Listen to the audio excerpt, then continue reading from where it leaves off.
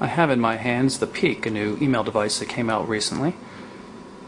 You can see it has a very simple design, nice QWERTY keyboard, QVGA resolution display. There's no volume control because there's no audio whatsoever. This isn't a smartphone. This is just an email device. Kind of think like the old Blackberries or something. Nice textured back, little design here, which lines up with the scroll wheel. Scroll wheel can be pressed in to activate your current selection, and a dedicated back button. That's it, folks. Not much to this device. So press it in to turn on the display. You can see the email list and just use the wheel to scroll through it. There is no main menu. This is what it looks like. It's just email.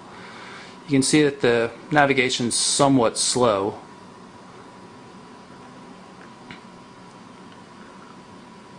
What I'm going to do is pull up one of the email messages here. You click on the wheel and it brings up a menu. I'm going to click again on Open Email. And there you can see the email message, just some fake text there. Again, you can see it's kind of slow scrolling through it. It's not horrible, but we would prefer it to be a little bit faster, but you can understand that they're probably using a pretty low power CPU in this in order to keep the price down to $99. It has the ability to view simple attachments like images, but that's pretty much it. Scroll down here to view images and just click again for the menu. Now this image was downloaded ahead of time, so it comes right up. But if we go back and choose a different attachment, one with a larger attachment, you can see it'll take a while to download.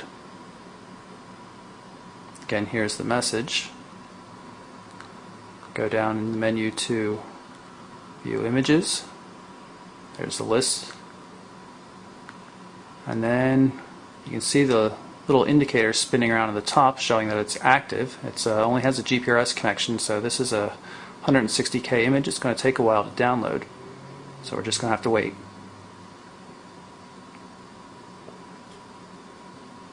And there you go. That's Michelle wearing some 3D glasses at a Samsung event. As you can see in the menu, you can reply, forward to messages, you can save it, save the sender as a contact, and of course you can get to Peak Manager, back to the inbox, or the contacts. Now the Peak Manager is where you put in settings and things like that. You can define what accounts, up to 3 accounts. It can only be email accounts that are with providers such as Gmail, Hotmail, things like that. You can't put in your own POP or IMAP accounts at this time. It's also worth noting that it appears to only use POP for access, so if you reply or delete a message on the Peak, it's not going to disappear on your main server. Has various themes, or color schemes I guess is a better way of describing it.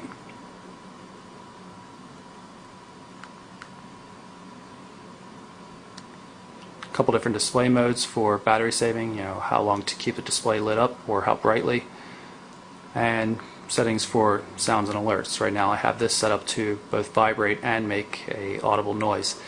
Now about the only thing left in the device is the contacts list, which I can't really show you because the contacts have all the email addresses showing, and I can't really show you these addresses. I can tell you that I downloaded the contacts from Gmail automatically, which was nice, but it included all the suggested Gmail contacts, which are kind of a pain, so everybody who's ever sent me a piece of spam is in my contacts. There's no easy way to delete contacts either. You can't do a delete all or anything like that. You have to individually delete them. It's a real pain. And again, slow scrolling, and when you have a list of a couple hundred contacts, it takes a really long time to move through it because you can't really use the keyboard to jump ahead. Pressing the keyboard just like it does here does nothing. It doesn't skip you ahead. In terms of creating actual emails, the keyboard's pretty nice. We're very pleased with it in general, except for one aspect. You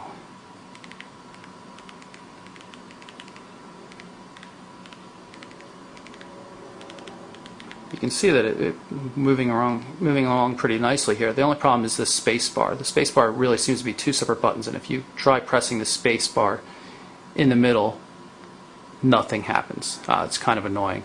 There's another problem. Not all the symbols are available. While you can see there's a lot of symbols up here, there's no plus sign.